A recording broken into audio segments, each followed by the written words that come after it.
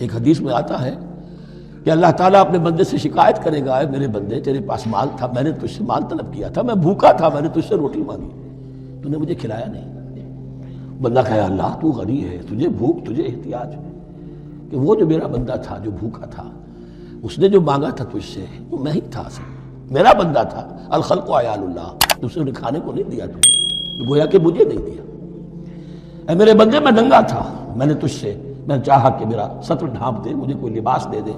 لیکن یہ کہ تو نے نہیں دیا۔ یہ اسی طریقے سے تو سمجھ لیجئے کہ اللہ تو غنی ہے، جو دے رہے ہو سمجھ لو کہ اللہ کو دے رہے ہو، اور حلیم ہے، وہ حلم والا ہے، فوراً نہیں پکڑتا تمہیں۔ تم جو بھی کرتے ہو جو دل سے اتری ہوئی شے وہ اللہ کے نام پہ دے دو،